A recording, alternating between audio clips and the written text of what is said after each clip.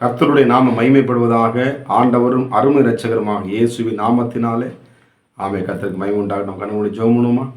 ஸ்தோத்திரம் ஆண்டவரே, நன்றியோடு உம்மை துதிக்கிறோம். கடந்த நாட்கள் முழுவதும் கண்மணி போல பாதுகாத்த என் ஆண்டவராக இயேசு கிறிஸ்துவே, இந்த புதிய நாளில கூட உடைய பிள்ளைகளோடு கூட பேசுங்கப்பா. நீர் பேசுகிற தெய்வம் ஆண்டவரே. யாரெல்லாம் ஆண்டவர் இந்த காலை நேரத்திலே உடைய வார்த்தைக்காய் காத்திருக்கிறார்களோ கர்த்தரோடு இடைபடும் அப்பா. நீர் பேசுகிற தெய்வம். இந்த ஜபத்தை இயேசுவின் மூலம் ஏறெடுக்க நல்ல பிதாவே, ஆமென் ஆமென். கர்த்தருடைய நாமம் மகிமைப்படட்டும். வேதாகமத்தை திறந்து நாம் வாசிப்போம். ஏசாயா தீர்க்க தரிசன புஸ்தகம் 59வது அதிகாரம், அதுல 1ஆம் வசனத்தை கூட நாம் வாசிப்போம். ஏசாயா 59 1ஆம் வசனம். இதோ ரட்சிக்க கூடாதபடிக்கு கர்த்தருடைய கை குறுகி போவதில்லை, கேட்க கூடாதபடிக்கு அவருடைய செவி மந்தமாகவும் இல்லை. அருமையான தேவனுடைய பிள்ளைகளே, இந்த இடத்தில் எழுதப்பட்டிருக்கிறது ரட்சிக்கப்படாதபடிக்கு ஆண்டவராக தேவன் இந்த பூமியிலே ஒவ்வொரு மனிதனுக்காக இந்த உலகத்தில் வாழ்ந்து கொண்டிருக்கிற ஒவ்வொரு மனிதனுக்காக இயேசு கிறிஸ்து பலியாய் இருக்கிறார். அவர் மரித்து அடக்கம் பண்ணவர் 3ஆம் உயிரோடு இருந்து இன்னைக்கு உயிரோடு கூட இருக்கிறார். அவர் சொல்றாங்க, ரட்சிப்பை நான் எல்லாத்தையும் என்ன பண்ணுவேன். என்னென்ன ரட்சிப்பு என்பது விடுதலை. இந்த காலை வேலையிலே கர்த்தரும் விடுதலை கொடுக்கும்படி அற்புதங்களை செய்து கொண்டிருக்கிறார். உங்க வாழ்க்கையில உங்க குடும்பத்திலே வசனம் சொல்லுது, ரட்சிக்கப்படாதபடிக்கு அவருடைய கைகள் என்ன பண்ண குறுகி போவதில்லை. நான் எவ்வளோ ஜெபம் பண்ணுறேன் பாஸ்டர், நான் எவ்வளோ என் பிள்ளைக்கு ஜெபம் பண்ணுறேன், எவ்வளோ என் குடும்பத்துக்கு ஜெபம் பண்ணுறேன், அவங்க ரசிக்கப்படவே மாட்டாங்க. இல்லை தான், சோர்ந்து போகாதீங்க, அவங்க ஜெபத்தை விடாதீங்க. நிச்சயமாக தேவன் அற்புதங்களை செய்கிற தேவன். நிச்சயமாக உங்கள் வாழ்க்கை, உங்கள் ஜெபங்கள் ஒரு நாளும் அது தரையில விழாது. நீங்கள் பண்ணுற ஜெபம் ஒரு விதையாக விதைத்து சோதரம் அது வேற பெரிய மரமாக வளர்ந்து உங்கள் குடும்பத்தில் ஒவ்வொருவரும் கூட ஆண்டவராக இயேசு கிறிஸ்து ஏற்றுக்கொண்டு அவர் கொடுக்குற ரட்சிப்பையும் சந்தோஷத்தை நித்திய ஜீவனையும் பெற்றுக்கொள்வார்கள். உங்கள் ஜெபத்தை விடாதீங்க, தொடர்ந்து ஜெபம் பண்ணுங்க. வேதத்திலே விட அருமையான ஒரு நபரை குறித்து வாசிக்கிறோம். சகை ஒன்று மனிதன் இயேசு எப்படிப்பட்டவரோ என்று பார்க்கும்படி என்ன பண்றான், ஒரு காட்டுத்தீ மரத்துல வேகமா ஏறுகிறான். சோத்திரம். வேகமா ஏறி என்ன பண்றான், இந்த இயேசு எப்படிப்பட்டவன் குள்ளமான மனிதன் இருந்தபடினால அவன் வேகமாக ஏறி இயேசுவை பார்க்க ஆசையா இருந்தான். இந்த செய்தியை கேட்டுக்கொண்டு அருமையான பிள்ளைகளே, இந்த சகையை கூட பாருங்க, இயேசுவை பார்க்க ஆசையா இருந்தான். இந்த கால நேரத்திலே நீங்களும் இயேசுவை பார்க்க, இயேசுடைய வார்த்தையை பார்க்க ஆசையா அமர்ந்திருக்க தேவ பிள்ளைகளே, அவர் பார்த்து விட்டு அப்படியே போடுவர் அல்ல. சோத்திரம். ஆனாலும் பாருங்க, இந்த சகை மேலே நிற்கிறான். ஆண்டவர் என்ன பண்ண, அந்த ஒரு கூட்ட ஜனத்துக்குள்ள என்ன வரும், கூட்டமாய் அவர் இயேசுவை பின்தொடர்ந்து அநேக ஜனங்கள் வருகிறது.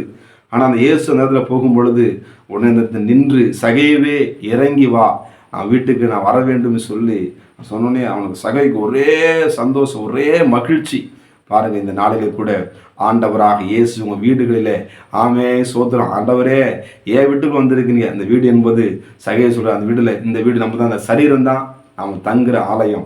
இயேசு தங்குற ஆலயம். இந்த வீட்டுக்குள்ளே என்ன பண்றாரு, நான் உனக்குள்ளே வந்து அது சொல்ற, உன் பாவங்களை என்ன பண்றேன் கழுவி, உன் பாவம் என்ன பண்றேன் சுத்திகரித்து, உன்னை என்ன பண்ற புதிய மனுஷனாக உன்னை என்ன பண்ண மாற்ற போகிறேன்னு சொல்லி வேகமாக சகை என்ன பண்றான், கீழே இறங்கி வந்து என்ன பண்றான், ஆண்டவர் வீட்டுக்கு வரப்போறாரு, எனக்குள்ள வந்திருக்கிறாரு.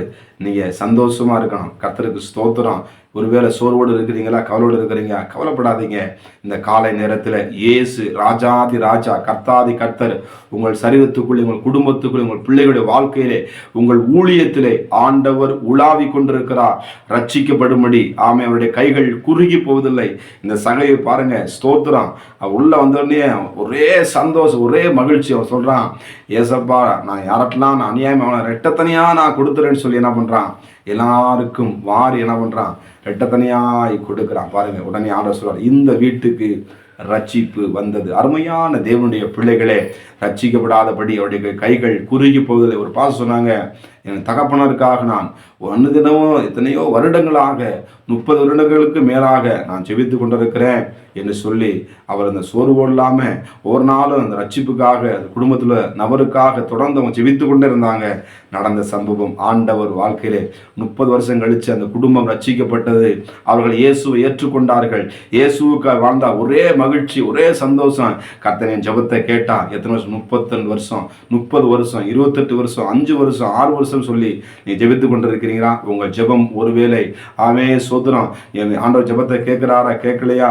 ஒருவேளை இந்த குடும்பம் ரட்சிக்கப்படுமா ரட்சிக்கப்படாதா? என் குடும்பம் ரட்சிக்கப்படும், என் கனவு ரட்சிக்கப்பட மாட்டாங்களா, என் பிள்ளை ரட்சிக்கப்பட மாட்டாங்களா இருக்கிறீங்களா? இல்லை பிள்ளைகளே, ஆண்டவர் நிச்சயமாக அவர்களை ரட்சிப்பார்.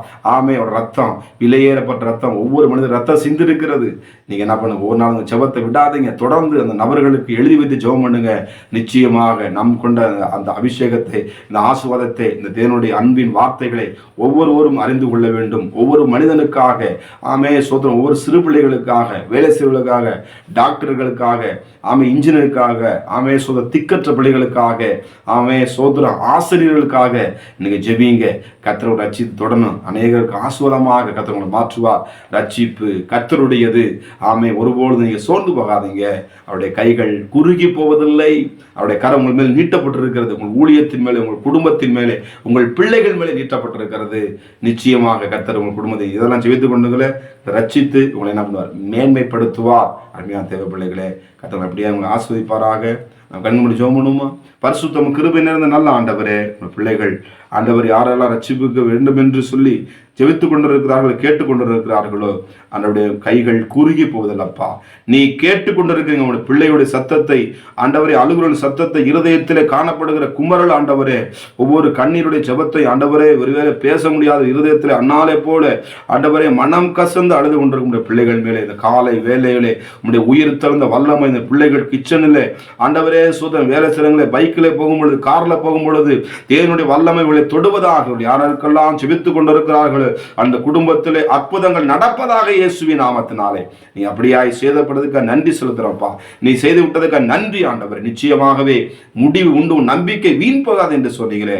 பிள்ளைகளுக்கு ஆசீர்வதிப்பீராக இயேசுவின் நாமத்தின் பிதாவே, ஆமென். God bless you. கர்த்தர் உங்களை ஆசீர்வதிப்பாராக.